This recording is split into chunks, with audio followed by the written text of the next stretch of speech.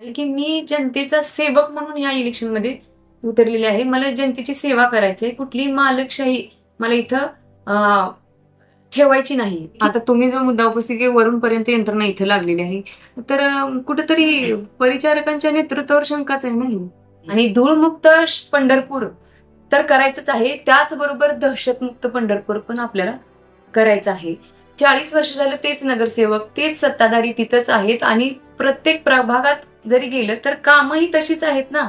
त्याच्यात तर कुठं बदल झालाय? माझं लग्न होऊन 13-14 वर्ष झाले, तुमचं त्याहून जास्त वर्षाचं आहे. आपली ज्यावेळेस पै पाहुणे येतात ते अजूनही आपल्याला असं म्हणतात की अजूनही पंढरपूर असंच आहे.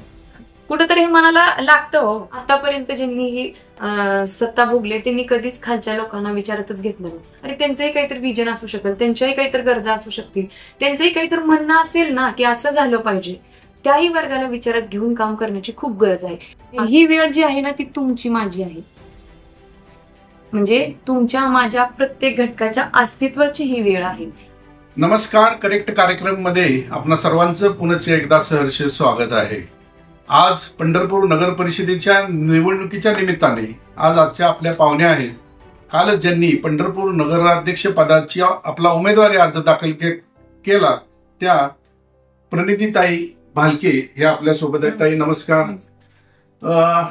मुलाखतीला सुरुवात होण्यापूर्वी माझा तुम्हाला असा प्रश्न असेल की आपण भारतनानांचे सुनबाई, भगीरथ दादांच्या सौभाग्यवती, या पलीकडे आपली ओळख आणि आपली राजकीय वाटचाल कशा पद्धतीची आहे आणि आपण या नगरपालिकेच्या निवडणुकीमध्ये आपल्याला का उभा राहावं असं वाटलं? खर तर म्हणजे भारतनानांची सून होण्या अगोदर मी एक भारतनानांचा खूप मोठा फॅन आहे आणि माझं माहेर आटपाडी आहे आणि तिथेही माझ्या माहेरी पण राजकीय पार्श्वभूमी आहे.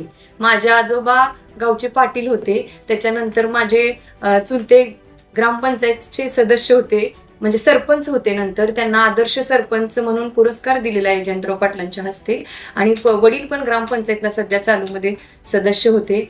तसंच म्हणजे माहेरी पण राजकीय पार्श्वभूमी आहे आणि त्या अनुषंगाने इथं म्हणजे ते थोडंसं मनात होतच की म्हणजे राजकारणामध्ये थोडा इंटरेस्ट पहिल्यापासून होता आहे. हा, आणि मग शैक्षणिक वाटचालीमध्ये ते कुठेतरी मनाच्या एका कोपऱ्यात बाजूला ठेवलं गेलं होतं. पण ज्यावेळेस माझं लग्न झालं, आदरणीय नानांची सून होण्याचं भाग्य मला मिळालं, तेव्हा त्या म्हणजे मनाच्या कोपऱ्यामध्ये जे राहिलं होतं त्याला कुठेतरी वाव मिळाला मला. म्हणजे कशा पद्धतीनं आता ही जी नगरपालिकेची निवडणूक आली, आत्ताच तुम्हाला असं वाटलं का की आपण ह्या पंढरपूर नगर परिषदेच्या निवडणुकीमध्ये सहभाग घ्यावा, असं का वाटलं तुम्हाला? नाही बघा, पंढरपूरची नगरपालिकेची निवडणूक लागली मला म्हणजे असं त्या अनुषंगानं भाग घ्यावा असं काही नाही. नानांच्या 2014च्या इलेक्शन पासून ते दादांची 2024च्या इलेक्शन पर्यंत मी ग्राउंडला आणि आता चालू पर्यंत मी रोजच ग्राउंडला काम करत आहे. ग्राउंडच्या काही वेगवेगळ्या समस्या आहेत त्या सोडवण्याचा प्रयत्न मी माझ्या परीने करतच आलेले आहे. खरं तर ही इलेक्शन तुम्हालाही माहित आहे की कुणालाही असं वाटत नव्हतं की इथं म्हणजे सर्वसाधारण महिला ओपन महिला पडेल इलेक्शन मध्ये. ज्या दिवशी ही म्हणजे सोडत झाली, आरक्षणाची जी सोडत झाली, त्या दिवशी मी इथं पंढरपूरमध्ये नव्हते, करकम मध्ये होते. जुने नानांचे म्हणा, औदुंबर अण्णांचे सहकारी पूर्वत भाऊ म्हणून आहेत, तुम्हाला परिचयाचे असतील, त्यांच्या घरी एक घरगुती कार्यक्रम होता. त्या अनुषंगाने मी तिथं करकमला गेले होते आणि जुने जो आपला कारखान्याचा जुना परिवार आहे तिथं माझ्या गाठीभेटी चालू होत्या. आणि तिथं मला सर्वसामान्य वर्गातून महिलांचे खूप फोन आले की ताई महिला आरक्षण पडले आहे आणि आमची अशी एक इच्छा आहे की तुम्ही आमच्यासाठी नगरपालिकेत उतरावं. हा मला रात्रीच्या 8 वाजता तिथं कळलेला मुद्दा. नगरपालिका असू द्या किंवा जिल्हा परिषद पंचायत समिती, या स्थानिक स्वराज्य संस्थांच्या निवडणुका या कार्यकर्त्यांच्या निवडणुका म्हणल्या जातात. अशा वेळेला आपल्या घरात आमदारकीची पार्श्वभूमी आहे. आपले भगीरथ दादा पण 2 वेळा विधानसभा लढली. अशा वेळेला आपण नगराध्यक्ष पदाची निवडणूक लढवणं विरोधकांकडून कदाचित असा विषय उपस्थित केला जाऊ शकतो की तुम्ही कार्यकर्त्यांच्या जागेवर कशी काय निवडणूक लढवता. खरं तर नाही, खरं तर मी कार्यकर्ता म्हणूनच काम केलेलं आहे आतापर्यंत. मग गावातल्या ग्रामपंचायतीचं इलेक्शन असू द्या, पंचायत समितीचं असू द्या, जिल्हा परिषद असू द्या, खासदारकीचं इलेक्शन असू द्या किंवा आपलं आमदारकीचं इलेक्शन असू द्या, ह्या प्रत्येक निवडणुकामध्ये मी माझ्या सर्वसामान्य माणसाबरोबर कार्यकर्त्याच्या भूमिकेतच आहे.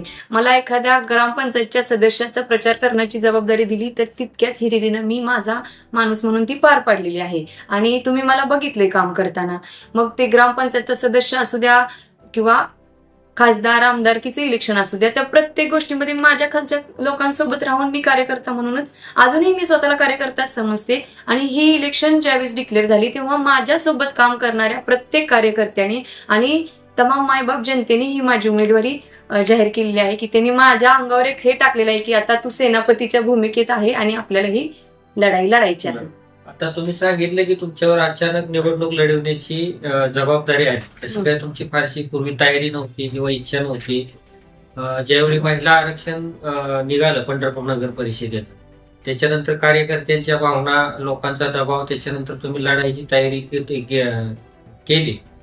पण ह्याचे काय वेगळं दडपण आहे? कशी तयारी केली तुम्ही निवडणुकीची? काय आता काय वेगळं दडपण आहे? आता डायरेक्ट निवडणूक लढवायची नाही, दडपण वगैरे वेगळं असं काहीच नाही, कारण कामच रोज ग्राउंडला करतोय आपण. रोज कितीतरी लोकांचे, महिलांचे फोन येतात की ताई आमची इथं अडचण आहे किंवा नगरपालिकेतल्या काही समस्या असतात, पाणी पुरवठा होत नाही, गटार फुटलेली आहे, असं बरेचसे कामं करण्याची मला सवयच आहे. मंदिर परिसरातल्या महिलांचा एक वेगळा विषय असतो, हार फुलं चुडं बांगड्या विकणाऱ्या बायकांचा म्हणा, किंवा वारीच्या काळात येणाऱ्या समस्या ज्या महिलांना जास्त येतात, पुरुषांच्या तुलनेत महिलांना जास्त समस्या येतात, की कितीतरी महिला बचत गट उचलून तिथं त्या विकायला बसलेल्या असतात त्यांचं साहित्य घेऊन. त्यांना ज्या समस्या येतात त्यांना म्हणजे त्या अडचणीच्या काळात मी आठवते आणि ते मला आपुलकीनं एक त्यांची बहीण म्हणून किंवा त्यांची सहकारी कार्यकर्ता म्हणून मला फोन करतात आणि ती सोडवण्याची जबाबदारी मी वेळोवेळी पार पाडलेली आहे. त्यामुळं एक आपुलकीची आणि एक भावना त्यांच्या मनामध्ये आहे की काही का असेल तर ताई आपल्यासाठी उभा राहू शकतील किंवा आम्ही सगळेजण मिळून ही लढाई लढू शकतो, अशी एक भावना आहे त्यांच्या मनात. पंढरपूर तालुक्याच्या राजकारणाचे एक वैशिष्ट्य आहे की इथं पुरुषांचं प्रचंड नियंत्रण आहे राजकारणावर. आजपर्यंत महिला ज्या काही सदस्य असतील, महिला पदाधिकारी किंवा राजकारणात एखादा अपवाद असेल तर तो सोडला तर राजकारणात महिला पुढे नाहीये. तर तुम्ही ज्या पद्धतीनं मागच्या 10 वर्षात गावोगावी फिरताय, घरोघरी जाताय, तर हे जे तुम्हाला जे स्वातंत्र्य मिळालं राजकारणातल्या वावर असण्याचं, ते कसं काय स्वातंत्र्य तुम्हाला कसं काय मिळाले? राजकीय पार्श्वभूमी पंढरपूरची तशी नाही. तसं बघायला गेलं तर मी ज्यावेळेस इथं आले तेव्हा म्हणजे नानांचं एक हे होतं बघा की लोकांपर्यंत पोहोचून काम करण्याची एक पद्धत होती नानांची. आपण सगळ्यांनी बघितले, नानांचा 3 टर्मचा कार्यकाल बघितलाय आपण, की नानांची एक पद्धत होती. एक तर फोनवर काम व्हायचं, नसेल तर त्याच्या घरापर्यंत जाऊन काम करण्याची एक नानांची पद्धत होती. ती पद्धत मी म्हणजे अनुभवली आहे की नाना कशा पद्धतीने. कोरोनाचा काळ गेला, म्हणजे एक माहितीसाठी तुम्हाला सांगते, कोरोनाच्या काळामध्ये नानांना फोन यायचे की असाच एका व्यक्तीचा फोन आला होता नानांना संध्याकाळच्या 7-7:30च्या दरम्यान की नाना तुम्ही कुठे आहे? आणि नाना म्हणाले मी घरी आहे. तर ते म्हणाले की मला सोडत नाहीयेत. तर नाना म्हणाले तुम्हाला कुठे जायचंय? तर तो जो व्यक्ती होते ते म्हणाले की मला अंडी विकायला जायचंय. म्हणजे बघा, अंडी, नानांनी त्यांना प्रश्न केला की किती अंडी विकायचे आहेत? तर 23 अंडी विकायचे आहेत. आता अंड्याची 5 रुपयानं किती असणार आहे? म्हणजे इतक्या मूलभूत छोट्या गोष्टींची गरज त्याला आहे, यासाठी सुद्धा नानांना फोन येत होते आणि ती सुद्धा समस्या नाना तिथं सोडवत होते. तर हे बघा, लोकांची समस्या केवढी आहे हे बघण्यापेक्षा त्याची समस्या आहे ह्याची जाण आपल्याला असणं खूप गरजेचं आहे. समस्या किती छोटे किंवा किती मोठे ह्याच्यापेक्षा समस्या केवढी आहे त्याला समस्या ह्याची जाण प्रत्येक लोकप्रतिनिधी असू द्या किंवा त्या एखाद्या पदावर काम करणाऱ्या व्यक्तीला त्याची जाण असणं खूप गरजेचं आहे आणि ती सोडवली गेली पाहिजे. त्या पद्धतीनं काम करायचं एक मला म्हणजे अनुभव नानांच्या माध्यमातून मिळाला. नानांकडनं मला खूप शिकायला मिळालं की युवक पिढीला काय हे केलं पाहिजे, छोट्या मोठ्या गोरगरीब जे लोक आहेत ज्यांचा उदरनिर्वाह त्यांच्या तुटपुंजा ह्याच्यावरती आहे त्यांच्यासाठी काय केलं गेलं पाहिजे. ह्या सगळ्या प्रक्रियेतून मला एक कळालं की लोकांपर्यंत डायरेक्ट पोहोचून ज्यावेळेस आपण त्यांचं काम करू तर त्यांनाही म्हणजे एक हायसं वाटेल की त्यांना अशी मनात भीती राहणार नाही की अमुक हा मंत्री आहे किंवा अमुक हा नगराध्यक्ष आहे आणि मी त्याच्यापर्यंत कसं पोचू, कुणामार्फत पोचू, ही भावना त्याच्या मनात आलीच नाही पाहिजे. डिरेक्ट काम. आता समजा मी उमेदवार आहे किंवा आता मला संधी मिळाली, लोकांनी दिलीच, तर मी डिरेक्ट काम करेन ना. माझ्याकडे येताना लोकांना कुणाच्या मार्फत यायची काही गरज नाही. आणि आता तुम्ही जो पोरे साहेबांनी मला विचारलं की महिलांना हे म्हणजे पुरुष प्रधान संस्कृती इथं थोडी जास्त हे आहे, तर मी लोकांनी मला काम करताना बघितलंय ना. त्यामुळं मी एवढी तुम्हाला खात्री देऊ शकते की उद्या यदा कदाचित मी होणारच आहे आणि झाले त्यावेळेस मी इथं काम करणार आहे स्वतः. कुठल्याही व्यक्तीला कुणाच्या तरी मार्फत किंवा माझ्या मिस्टर नगराध्यक्ष इथं नसणार, ही संकल्पनाच इथं नसणार आहे, हा संकल्पना इथं अजिबात नसणार आहे. डिरेक्ट मी काम करणार आहे. आणि खरं तर मी ज्यावेळेस ही निवडणूक लढणार आहे तर माझ्यावर खूप मोठी जबाबदारी आहे. मी नगराध्यक्ष म्हणजे मी आईच्या भूमिकेत असलं पाहिजे. माझ्यासाठी सर्व लेकरं समान असली पाहिजेत आणि प्रत्येक घटकाचा मी प्रामाणिकपणे विचार करून त्या गोष्टीवर काम करण्याची माझी तयारी आहे. म्हणून ताई, तुमची उमेदवारी जाहीर झाली आणि विरोधी पक्षाकडून पाक मुख्यमंत्र्यापासून ते पालकमंत्र्यापर्यंत याची दखल घेतली गेली आणि त्या माध्यमातून तुम्हाला सर्व बाजूने विरोध होतो. आणि ही विरोध होत असताना तुम्ही एकटा पडताय ही सगळ्यांना जाणवत असताना त्याबद्दलची तुमची भूमिका आणि तुमच्या मनात काय वाटत होते नेमकं? हे बघा, काम करणाऱ्या माणसाला एकटं पाडण्याचा प्रयत्न केला जातो असं मला वाटत होतं. आणि मला असं म्हणजे दडपण किंवा भीती वाटतच नाही किंवा मी एकटी असंही मला वाटत नाही. दडपण आणण्याचा प्रयत्न कोण करते? वरिष्ठ करतात की ज्यांचा इथं आमच्या खालच्या ग्राउंड लेवलला काहीही संबंध नाही वरिष्ठांचा, जे बाहेर गावचे आहेत. भले ते म्हणजे आपल्या शासन व्यवस्थेतले एखादे हे जरी असले तरी पण इथं मला एकटं वाटण्याचं काही कारण नाही. कारण सर्वसामान्य जनता ही माझ्या पाठीमागं आहे आणि ती त्यांच्या तुलनेत जास्त आहे. डिरेक्ट मतदार माझ्यासोबत असताना मला भीती वाटण्याची काही गरज आहे ना. 2009 साली माझ्या सासऱ्यांनी विधानसभेची निवडणूक लढवली, त्यावेळेस त्यांच्यासोबत कोणीच नव्हतं. त्यांच्यासोबत कोण होतं? वरिष्ठ कोणी नव्हतं. सगळी सर्वसामान्य तळागाळातली अक्षरशः 3री-4थीची पोरं सुद्धा नानांचा प्रचार करत होती. आणि ही निवडणूक त्यावेळेस जशी जनतेने हातात घेतली होती तशीच आता देखील घेतलेली आहे. आणि मला उलट जास्तच बळ मिळालेलं आहे की डिरेक्ट मतदारच माझ्यासोबत आहे ना. त्यांनी मला सांगितले तू लढ, आम्ही आहे तुझ्यासोबत. त्यामुळं मला एकटं वाटण्याची किंवा भीती वाटण्याची काहीच गरज आणि काही हे वाटत नाही, कारण जनता माझ्यासोबत आहे. ताई, आता नगरपालिका निवडणुकीला सामोरं जात असताना पंढरपूरचे प्रश्न असतील, पंढरपूरच्या काही समस्या असतील, विकासाची कामं असतील, या कुठला अजेंडा घेऊन तुम्ही लोकांच्या समोर जाणार आहात की हे प्रमुख मुद्दे आहेत पंढरपूर शहरातले आणि ते मी पहिल्यांदा त्यामध्ये लक्ष घालीन? तसं बघायला गेलं तर खूप मुद्दे आपल्याकडे आहेत पंढरपूरच्या विकासाच्या दृष्टिकोनातून. सगळ्यात महत्वाचा मुद्दा जो प्रथम आपण पंढरपूरमध्ये एंट्री केले जो हायलाइट होतो तो म्हणजे रस्ते आणि धूळ, रस्त्यावरचे खड्डे हा आहे. खरं तर एवढ्या छान तीर्थक्षेत्राच्या ठिकाणी चांगले रस्ते आणि धूळमुक्त शहर असणं खूप गरजेचं आहे. आणि धूळमुक्त पंढरपूर तर करायचंच आहे, त्याचबरोबर दहशतमुक्त पंढरपूर पण आपल्याला करायचं आहे. आज आपण बघताय की नगरपालिकेत काम करत असताना 40 वर्ष झालं तेच नगरसेवक, तेच सत्ताधारी तिथंच आहेत आणि प्रत्येक प्रभागात जरी गेलं तर कामही तशीच आहेत ना. त्याच्यात तर कुठं बदल झालाय? सत्ताधारी पण तेच आहेत आणि कामही तिथंच रखडली गेलेली आहेत. कामात कुठलीही सुधारणा किंवा काम कुठलंही पुढे गेलेलंच नाही. तर त्या अनुषंगानं प्रत्येक प्रभागाचा, पंढरपूर शहरचा म्हणजे जो मधला टप्पा आहे तो तिथं आणि आपले जे 18 प्रभाग आहेत त्या प्रत्येक प्रभागाचा विकास घडणं खूप गरजेचं आहे. आणि आज आपण बघतोय की ड्रेनेज लाईनची एवढी कोट्यावधीची 110 कोटीची ड्रेनेज लाईन आहे आणि त्या अनुषंगानं तिथे त्या दर्जाचं काम झालंय का? प्रत्येक ठिकाणी गल्लीत तिथं ड्रेनेज फुटलेलं असतं आणि त्याचं पाणी सगळ्यात ड्रॉबॅक काय आहे की ड्रेनेज लाईनच्या साईडलाच पाण्याची लाईन पण गेलेली आहे. तर ज्यावेळेस ड्रेनेज लाईन फुटते त्यावेळेस त्या पाण्याच्या लाईन मध्ये जरी काय हे असेल तर तिथं पण ती मिक्स होतं पाणी आणि ते पाणी लोकांना प्यावं लागतं. याच्यापेक्षा मोठं दुर्दैव काय आहे आपलं? पंढरपूर नगर परिषदेची निवडणूक होत असताना तुम्ही मागच्या 2 टर्म विधानसभेला पंढरपूर शहरातल्या प्रत्येक प्रभागात, प्रत्येक गल्लीत गोळात फिरलेला आहे. तुम्हाला शहराचा बऱ्यापैकी अभ्यास आहे. तर त्या शहरात अनेक ठिकाणी रस्त्याच्या समस्या आहेत, पाण्याच्या समस्या आहेत, कचऱ्याच्या समस्या आहेत. त्यावर एक कायमस्वरूपी तोडगा म्हणून तुमच्याकडे काय विजन आहे? सगळ्यात मोठी रस्त्याची समस्या तर आहेच. रस्ते चांगले व्हावेत आणि त्यासाठी निधीही दिला जातो भरपूर प्रमाणात.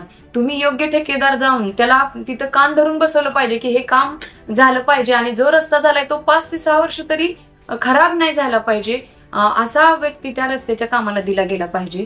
दुसरा महत्वाचा मुद्दा म्हणजे कचऱ्याची विल्हेवाट. आज आपण बघतोय की कचरा रस्त्यावरच पडलेला असतो. तर ह्या कचऱ्याची विल्हेवाट लावत असताना तुम्ही पूर्वी कचरा कुंड्या होत्या तिथं, पण तरीही देखील रस्त्यावर कचरा पडावा लागला म्हणून आता तिथं मला तर त्या बघायला मिळत नाहीत गल्ली बोळात फिरताना.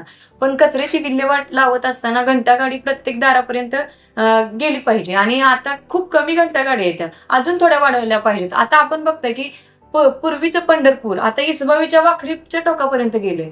त्या अनुषंगाने तुम्ही घंटागाडी वाढवा आणि प्रत्येकाला एक दारापर्यंत 2-2 मिनिटासाठी घंटागाडी थांबवली गेली पाहिजे. त्याच्यासाठी एक तुम्ही स्क्रिप्ट तयार करा ना, तुमची एक टेप तयार करा की या टायमिंगला तुम्ही घंटागाडी पाठवणार आहात आणि त्या अनुषंगाने तिथं काम केलं गेलं पाहिजे. प्रत्येक नागरिकांना बघा, लोक ऐकतात, आपण शिस्त लावणं गरजेचं आहे. लोक ऐकतात, त्यांना आपण सांगितलं पाहिजे की कचऱ्याची विल्हेवाट कशी केली गेली पाहिजे. त्याच्यावरती तुम्ही एक हे घ्या ना, शिबिरं घ्या त्याची नगरपालिकेच्या अंतर्गत. त्यांना जनजागृती करा कचऱ्याच्या विल्हेवाटीच्या अनुषंगानं. गटरीत कचरा टाकू नका किंवा कचरा कुंडीत कचरा गेला पाहिजे, घंटागाडीतच कचरा दिला गेला पाहिजे. ओला कचरा वेगळा आणि सुका कचरा वेगळा. ह्या अनुषंगाने तुम्ही शिबिर घेऊ शकता, त्या प्रभागात जाऊन तुम्ही सांगितलं जनजागृती करू शकता. शहर वाढतंय, पंढरपूर शहर वाढतंय. आता वाखरी परिसर असेल, टाकळी परिसर असेल किंवा नदीच्या पलीकडे असेल, शहर झपाट्याने वाढतंय. शहराला जोडणारे रस्ते मोठे झाले, इतर रेल्वेची सुविधा आहे, शैक्षणिक सुविधा आहे. त्याच्या तुलनेत उपनगरात अनेक ठिकाणी बांधकाम केलं तर रस्ताच नाही, रस्ता नाही, ड्रेनेज नाही. तुम्ही म्हणता कोट्यवधीचा निधी येतो, त्या तुलनेत विकास कामच होत नाही. तर ते लोकांसाठी बाबा तुम्ही एक सक्षम म्हणून काय हे देऊ शकता आश्वासन की बाबा भविष्यात तुम्ही नगराध्यक्ष झाला तर तिथं त्या सुविधा दिल्या जातील तिथं? पंढरपूर ज्या अर्थी वाढलेला आहे त्या अर्थी उपनगरात ड्रेनेज, रस्ते ह्याबरोबर अजूनही भयानक समस्या आहेत. बघा, ड्रेनेज लाईनची तर समस्या आहेत, पण उपनगरात असे ओपन बरेचसे स्पेस आहेत की त्यांच्या सोसायटीला लागून त्याची कुठलीही डेव्हलपमेंट झाली नाही. तिथल्या लोकांना तिथं ज्येष्ठ नागरिकांना बसायला किंवा ओपन स्पेस जे आहेत ती डेव्हलप करणं खूप गरजेचं आहे आणि प्रत्येक घटकाला त्या उपनगरातल्या विचारात घेऊन त्या अनुषंगानं आपल्याला काम करणं तिथं खूप गरजेचं आहे. तसं बघायला गेलं तर मला एक सांगायचं आहे की खूप कोट्यवधी रुपयांचा निधी येतो आणि त्याची जरी व्यवस्थित विल्हेवाट यांनी आतापर्यंत केली असती तरी ह्या समस्या इथं जाणवल्या नसत्या आपल्याला. आणि खरं तर काम करत असताना नियत साफ असायला पाहिजे. नियत साफ असेल तर सगळी कामं व्यवस्थित होतात. आणि उपनगरात ज्या म्हणजे ड्रेनेजची समस्या असू द्या, आता गणेशनगर इसबावी भागात तुम्ही ड्रेनेज लाईन जाऊन बघा, किती खराब अवस्था आहे त्या भागात. आणि तिथल्या लोकांना डेंग्यू, मलेरिया ह्या अशा अनेक आजारांना सामोरं जावं लागतं. तर त्या अनुषंगाने तिथली ड्रेनेज लाईन व्यवस्थित केली जाईल, ह्या अनुषंगानेच मी काम करणार आहे. आणि दुसरी गोष्ट की ज्येष्ठ नागरिक आहेत, छोटी मुलं आहेत, त्यांना तिथं एक त्यांच्या ह्याच्यासाठी की निवांत बसायला म्हणा की ते ओपन स्पेस आहे ते डेव्हलप करणं गरजेचं आहे. आणि ते डेव्हलप का करायचे की काहीतरी तिथं राहतात, विरंगुळा म्हणून तर आहेच, पण आपल्या शहराचं सुशोभीकरण वाढवण्यासाठी पण ते गरजेचं आहे ना. उद्या येणारा, आज आपण बघताय की आता माझं लग्न होऊन 13-14 वर्ष झाले, तुमचं त्याहून जास्त वर्षाचं आहे. आपली ज्यावेळेस पै पाहुणे येतात ते अजूनही आपल्याला असं म्हणतात की अजूनही पंढरपूर असंच आहे. कुठंतरी हे मनाला लागतं. हो, खरं आहे. अनुभव आम्हाला अनेकवेळा आलेला आहे की 10-20 वर्षानंतर आलेले भाविक विचारामध्ये अजून पंढरपूर तसंच आहे हे म्हणतात. ह्या सगळ्या पायाभूत सुविधांबरोबर शिक्षण हा माणसाच्या आयुष्याचा सर्वात महत्वाचा भाग आहे. पंढरपूर शहरातली शिक्षणाची अवस्था, नगरपालिका शाळांची अवस्था जर तुम्ही पाहिली की नाही मला कल्पना नाही, पण इतकी वाईट अवस्था आहे की पायाभूत सुविधा नाही, शिक्षकांची संख्या अतिशय अपुरी आहे आणि त्या शाळांना गेट नाही, शाळेच्या आवारात डुकरं, गाढवं, शौचालयासारखी अवस्था शहरांची आहे. तर ही आणि त्यामुळं सर्वसामान्य कुटुंबातली मुलं तिथे शाळेला जात नाहीत. ह्या मुलांसाठी किंवा ह्या शिक्षण व्यवस्था सुधारण्यासाठी तुमच्याकडे काय विजन आहे, तुम्ही काय प्रयत्न कराल? तुमचा जो मुद्दा आहे ना अगदी रास्त आहे. मी पण बघितले की नगरपालिकेच्या शाळेच्या अतिशय दुरवस्था झालेली आहे, म्हणजे उकिरडाच करून ठेवलेलं आहे तिथं अक्षरशः. आणि म्हणजे म्युन्सिपाल्टीचं इन्फ्रास्ट्रक्चर आणि एज्युकेशनल क्वालिटी ह्याच्यामध्ये आपल्याला खूप काम करण्याची गरज आहे. आज तुम्ही जो म्हणताय की नगरपालिकेच्या शाळांची जी दुरवस्था असल्यामुळं आज आपण कालच मी एकादश होती, दर्शनाला जाताना आपल्या गेटमधून जात असताना कितीतरी छोटे 5-10 वर्षाची पोरं गंध लावायला येत होते. गंध लावणं हे चुकीचं नाही, पण कुठेतरी मनाला खंत वाटली की हे मुलं शाळा सोडून गंध लावतात, म्हणजे 1-1 रुपया गोळा करत. म्हणजे हे आपल्या देशाचं भविष्य आहे. उद्याचा देश घडवणारे भविष्य जर इथं असेल तर मग आपण म्हणजे काय करतोय ह्याचा विचार करण्यासारखी म्हणजे गोष्ट आहे की जर देशाची पिढी जर शाळा सोडून रस्त्यावर असेल तर येणाऱ्या काळात नगरपालिकेच्या शाळेची दुरवस्था जी झालेली आहे ती दुरुस्ती करून तिथं एक चांगलं विद्यार्थी कसे आकर्षित होतील आपल्या शाळेत, अशाही उपाययोजना राबवून आपल्याला कशी विद्यार्थी संख्या वाढवता येईल. नगरपालिकेतल्या प्रत्येक घराघरापर्यंत आपला जो एरिया येतो शहराचा त्या भागापर्यंत जाऊन त्यांच्या दारापर्यंत पोहोचून की एक आपली जशी जनगणना असते तशी आपण केली गेली पाहिजे की तुमच्या घरात किती मुलं आहेत शिकाऊ, मग ते 4 वर्षावरचे असू द्या 5 वर्षाची, ते सगळे विद्यार्थी गोळा करून त्या नगरपालिकेच्या शाळेत त्यांना तिथं बसवून त्यांच्या शिक्षणावर भर दिला गेला पाहिजे. योग्य शिक्षक नगरपालिकेत असणं खूप गरजेचं आहे. शिक्षक असून शाळेच्या इमारतीची दुरुस्ती अजिबात नाही, पत्रेवर शाळेवर नाही, शाळा गळतीये पावसाळ्यात आणि इमारतीची पण अवस्था बिकट असल्यामुळे आई वडील पण घाबरतात ना त्या शाळेत विद्यार्थी पाठवायला. शाळा छान असेल, सुंदर स्वच्छ असेल तर सर्वसामान्य वर्गाबरोबर उच्च शिक्षित वर्ग सुद्धा नगरपालिकेच्या शाळेत आपले मुलं पाठवेल ना.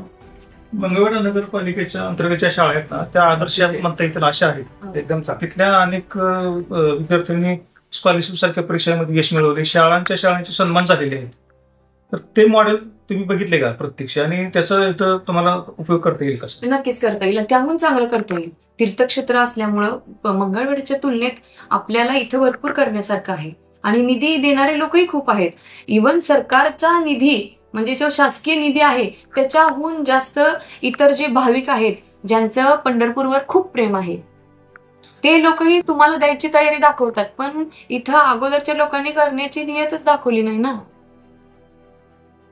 करण्यासारखं खूप आहे, पण करणारा व्यक्ती जर तिथं असेल ज्याला खरंच काम करण्याची इच्छा आहे तोच व्यक्ती या पदावर जर असेल तर नक्कीच हे कामं लवकर पूर्ण होतील.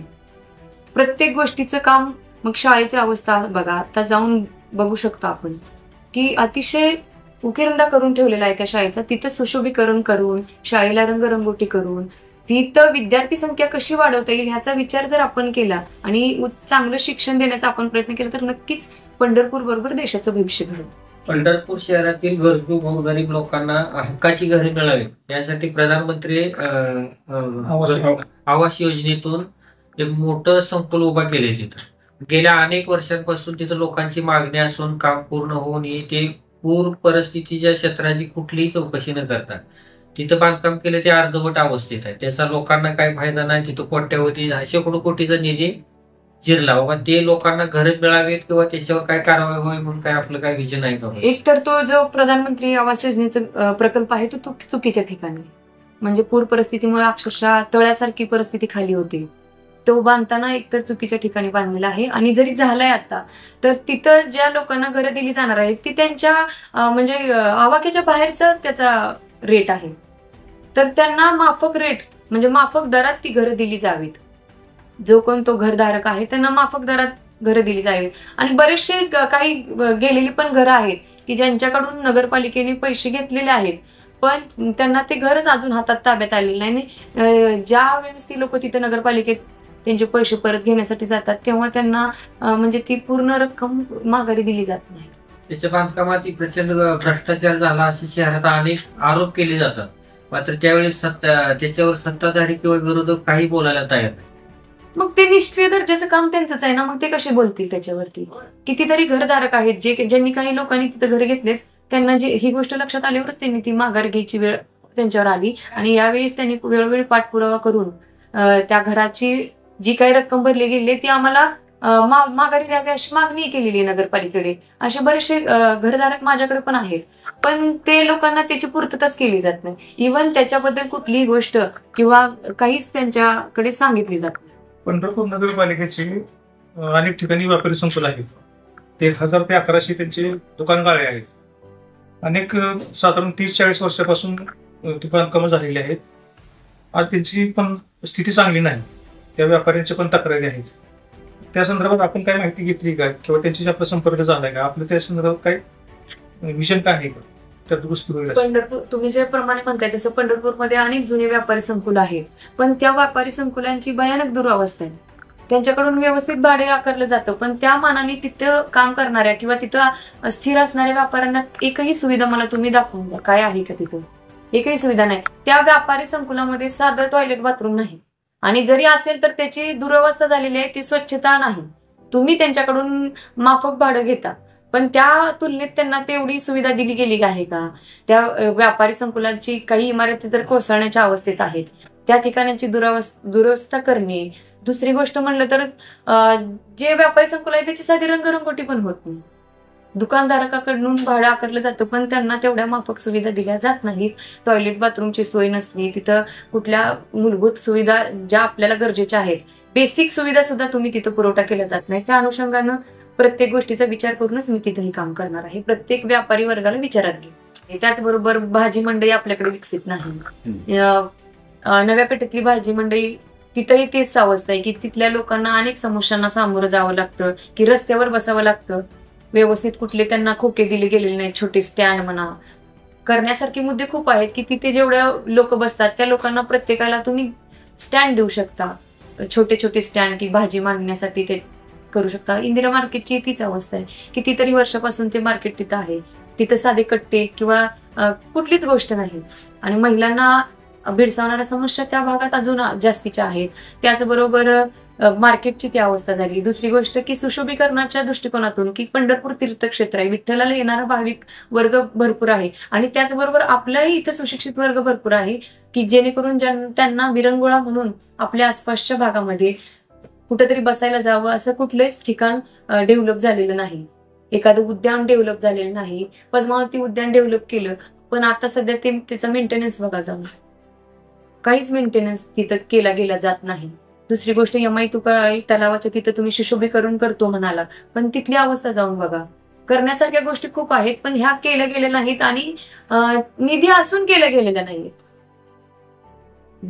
निधी आहे पण त्यांच्याकडून का केलं जात नाही? आता तुम्ही 40 वर्षापासून स्वतः सत्तेत आहात, सरकारही त्यांचंच आहे, त्यांना निधीची तर कमतरता नाही, मग का केलं गेलं नाही या गोष्टी? दुसरी गोष्ट की त्या भागात प्रत्येक ठिकाणी आपल्या पंढरपूरचा इतिहास खूप मोठा आहे. अशा कितीतरी जुन्या हेरिटेज गोष्टी आपल्या पंढरपूरमध्ये आहेत. येणाऱ्या पिढीला काहीतरी आपल्या पंढरपूरमध्ये हे आहे हे दाखवण्याच्या दृष्टिकोनातून तुम्ही त्या हेरिटेज प्रॉपर्टीची जतन चांगल्या प्रकारे केलं गेलं पाहिजे. कितीतरी होळकरवाडा आहे, आपला कृष्णाचं हे आहे, कितीतरी जुन्या प्रॉपर्टी आपल्या पंढरपूरमध्ये, लोकमान्य विद्यालय, जुनी नगरपालिका, सगळं करण्यासारखं खूप आहे. त्या हेरिटेज गोष्टीतनं आपल्या मुलाला, उद्या माझ्या मुलाला मी हे सांगता आलं पाहिजे की आपल्याकडे हे आहे. ह्या दृष्टिकोनातून त्या हेरिटेज गोष्टीचं संगोपन व्यवस्थित जतन करणं खूप गरजेचं आहे. तिथं तुम्ही त्यांचा इतिहास लिहिणं खूप गरजेचं आहे. पाट्या लावा, येणाऱ्या भाविकांनाही आकर्षित करण्यासारखी गोष्ट आहे ना की येणारा जर भाविक, त्याला तुम्ही समजा आपण मंदिर परिसरात ज्यावेळेस प्रवेश करतो, तिथल्या भागात हे करतो, त्यावेळेस तिथे एखाद्या अशा पाट्या लावा की आमच्या ह्या भागात ह्या हेरिटेज गोष्टी आहेत. मग तो वर्गही तिथे आकर्षित होईल ना की इथं हे आहे आणि जावं. मराठीतल्या त्यांची माहिती दिली गेली पाहिजे. ह्या गोष्टींचं जतन होणं खूप गरजेचं आहे. कशासाठी? तर पंढरपूरमध्ये तीर्थक्षेत्राबरोबर अशा ऐतिहासिक म्हणजे गोष्टी जोडल्या गेल्या पाहिजेत, आणि ह्या ऐतिहासिक गोष्टी येणारा प्रत्येक भाविक, तरुण पिढी आणि आपलाही वर्ग तो पुढे घेऊन गेला. मी राजकीय प्रश्न विचारतो की आपली निवडणुकीमध्ये उमेदवारी ज्यावेळेस पुढे येत होती त्यावेळेस विठ्ठल परिवार एकत्रीकरण अशा पद्धतीची चर्चा सुरू होती. त्याच्या बैठका देखील झाल्या. म्हणजे माड्याचे आमदार अभिजितआबा पाटील असतील, कल्याणराव काळेसाहेब असतील, दिलीप बापू धोत्रे असतील, अनिल दादा सावंत, ही सगळी मंडळी एकत्रित भगीरथ दादांसोबत बसून बैठका केल्या आणि नंतर परत यात विभागणी झाली. काय नेमकं या सगळ्या गोष्टींचा आपल्याला काही फटका बसू शकतो का? काय वाटतं आपल्याला? नाही, मला तर विभागणी पण वाटत नाही, असं फटकं बसेल असं काही मला वाटत नाही, कारण सगळी लोक माझ्यासोबत आहेत आणि त्यांचा आशीर्वाद नक्की माझ्या पाठीमागे राहील. विभागणी वगैरे असं मला काही वाटत नाही. माझा एक प्रश्न होता मला या गोष्टीवर की पंढरपूरमध्ये आरोग्याच्या विषयी आपण ज्यावेळी चर्चा करतो, पंढरपूरमध्ये नगरपालिकेचे दवाखाने आहेत आणि कॉटेज हॉस्पिटल सुद्धा आहे, पण बरेच दिवस झालं पंढरपूर नगरपालिकेच्या दवाखान्यामध्ये म्हणून अशा कसल्याच सुखसुविधा नाही. जवळजवळ गेल्या महिन्यात 2-3 महिने तर तो बंद होता. मग ह्याच्या मागे अनेक एवढा मोठा निधी येत असताना, लोकांना जे महत्वाचा आरोग्याविषयीचा प्रश्न असताना तिथं तो सोडवायला जाण्यासाठी तिथं मूलभूत अशा कुठल्याच सुखसुविधा नाहीत आरोग्य विभागात. तसंच क्वाटेजच्या बाबतीत अनेक प्रकारच्या तिथं निधी येतो, शासनाचा निधी येतो, पण म्हणावं असं अजून क्वाटेजही झालेलं नाही. ह्या दृष्टीनं तुमची काय वाटचाल असणार आहे त्या नगरपालिकेच्या दवाखान्याबाबत असेल किंवा क्वाटेजच्या बाबत असेल? महत्वाचा प्रश्न म्हणजे मुळात ना सर, ते कॉटेजेस चुकीच्या ठिकाणी की सहजरित्या आपल्या नागरिकांना किंवा येणाऱ्या भाविकांना सहजरित्या सापडणाऱ्या मार्गावर ते व्हायला गेलं पाहिजे होतं, असं माझं वैयक्तिक मत आहे. आणि खरं तर तुम्ही जो म्हणताय की नगरपालिकेच्या आरोग्य व्यवस्था अतिशय ढिसाळ आहे, त्या हॉस्पिटलची आज अवस्था जाऊन बघा. तिथं साधी म्हणजे स्वच्छता म्हणा किंवा बेसिक सुविधा सुद्धा त्या हॉस्पिटलमध्ये दिल्या गेल्या जात नाहीत. मुळात म्हणजे तिथं डॉक्टर नाहीयेत. महत्वाचा मुद्दा तो आहे की डॉक्टरच तिथं अवेलेबल नाहीत. आम्हाला लोकांचे फोन येतात की ताई अशी अशी इमर्जन्सी आहे.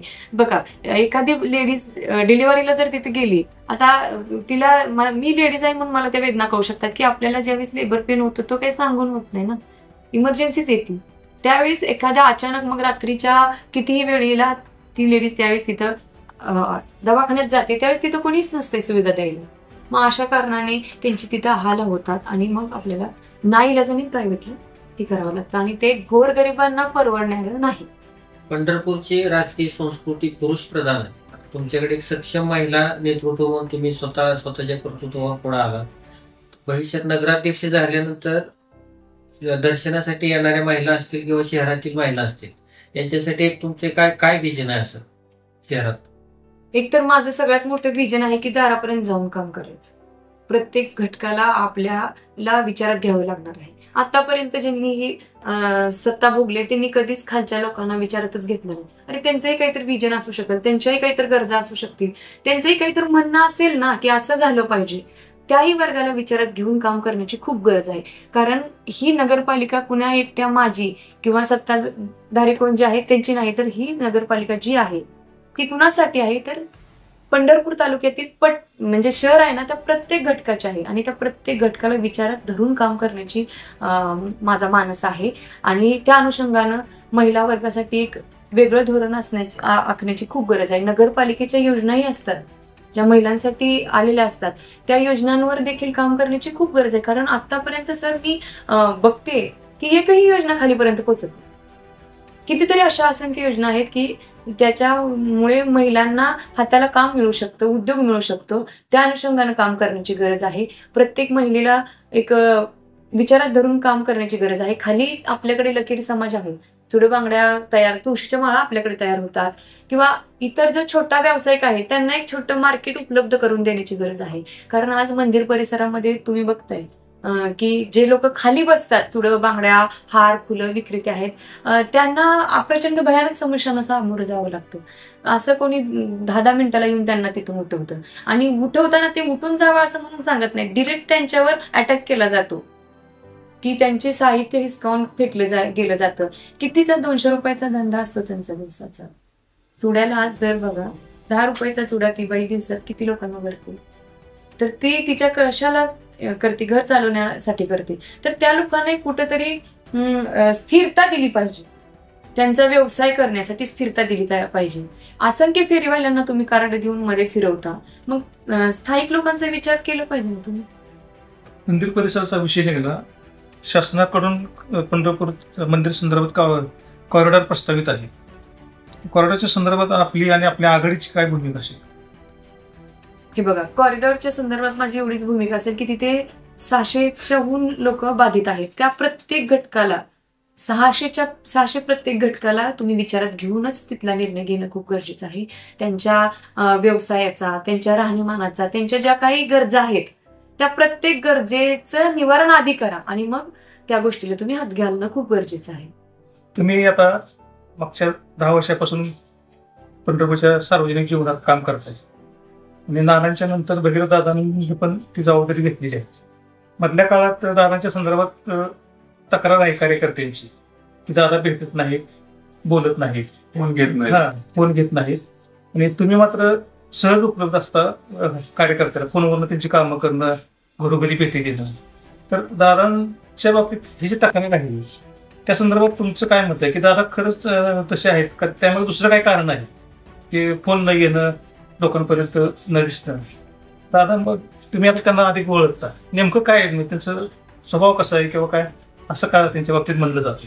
नाही, मला ते तसे आहेत असं अजिबात वाटत नाही. खरं तर हा नरेटिव्ह विरोधकांमधून आधी आलेला आहे आणि बऱ्याचशा जवळ असे काही लोक आहेत की त्यांनी हा पसरवला गेलेला आहे. आणि तसं बघायला गेलं तर मी आहे ना, आम्ही दोघं एकच आहे आणि मी 24 तास तुमचा फोन उचलते, काम करते. दादांचा पाठिंबा मला असल्याशिवाय थोडीच मी इथं स्थिर आहे ना. आणि हा जो नरेटिव्ह आहे तो 2 विधानसभेमध्ये लोकांनी पसरवलेला आहे. व्यक्तिगत जीवनात वैयक्तिक काही आपल्या घडामोडी असतात, त्याच्यातून कधी एखादा दुसरा फोन नाही उचलला गेला तर हा नरेटिव्ह पसरवला गेलेला आहे. आता तुम्ही बघताय आम्ही सोशल मीडियावर असतोच दोघं पण उगी कुठेतरी काहीतरी मुद्दा उपस्थित करण्यासाठी मला असं वाटतंय वैयक्तिक की हा विरोधकांच्यातून पसरवला गेलेला नरेटिव्ह आहे. मला फक्त एवढंच इथे सांगायचंय की एकदा वेळ निघून गेली की ती परत येत नाही. एकदा गेलेली वेळ परत कधीच येत नाही. त्यामुळं मला तमाम मायबाप जनतेला एक आव्हान करायचं आहे की ही वेळ जी आहे ना ती तुमची माझी आहे. म्हणजे तुमच्या माझ्या प्रत्येक घटकाच्या अस्तित्वाची ही वेळ आहे आणि आपलं अस्तित्व आणि आपला स्वाभिमान जर टिकवून ठेवायचा असेल ह्या पंढरपूर शहरामध्ये की कुणीतरी मी प्रणिता भालके म्हणून नाही तर प्रत्येक जण हा घटक हा माझा पालिकेचा आहे म्हणून जर आपला स्वाभिमान आणि आपले अस्तित्व जर टिकवायचं असेल तर प्रत्येकाने मला साथ द्यायची गरज आहे. स्वाभिमानाचा मुद्दा तुम्ही आता उपस्थित केला.